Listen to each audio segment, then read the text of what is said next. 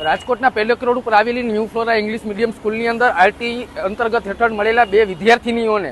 ખોટી રીતના 4045 રૂપિયા વસૂલવાની અમારી પાસે ફરિયાદ આવી હતી અને આ ફરિયાદ બાદ અમે જિલ્લા શિક્ષણ અધિકારીને રજૂઆત કરી હતી કે ખરેખર ગરીબ પરિવારની વિદ્યાર્થીનીઓ પાસેથી ગેરકાયદેસર રીતના ફી માટે દબાણ કરે છે અને દીકરીઓને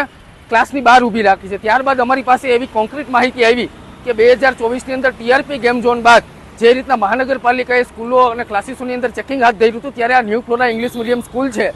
તેની પાસે ફાયર એનઓસી અને બિલ્ડિંગ યુઝ સર્ટિફિકેટ ન હોવાને કારણે આ બિલ્ડિંગને સીલ કરવામાં આવ્યું હતું અને આ જે સ્કૂલના સંચાલકોએ એક રેસિડેન્શિયલ મકાનની અંદર જ ત્યાં સ્કૂલ કોઈ જિલ્લા શિક્ષણ વિભાગ પાસેથી સ્થળ ફેરની મંજૂરી લીધા વગરની ચાલુ કરી દીધી હોવાની અમારી પાસે માહિતી આવી છે અને આ માહિતીની આધારે અમે ગઈકાલે જિલ્લા શિક્ષણ અધિકારીને ધ્યાન દોરી અને લેખિત ફરિયાદ કરી છે કે ખરેખર જો આ લોકોએ સ્થળ ફેર મંજૂરી ન લીધી હોય તો એ ખૂબ જ ગંભીર અને તપાસનો વિષય છે।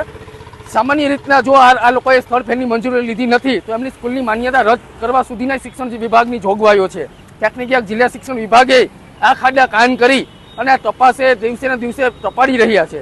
અમે આવી રાજકોટની અનેક ભૂતિયા સ્કૂલો આવનારા સમયની અંદર બહાર લાવવાના છે અને જે પ્રકારે રાજકોટની અંદર વિદ્યાર્થીઓને વાલીઓ પાસેથી મોંઘીદાટ ફીઓ લઈ અને બાળકોને સુરક્ષાઓ બાબતે કોઈ પ્રાથમિક સુવિધાઓ આપ્યા વગર જ જે રીતના ડમી સ્કૂલો જે ચાલી રહી છે તેની વિરુદ્ધમાં અમારું આખી મુહિમ છે।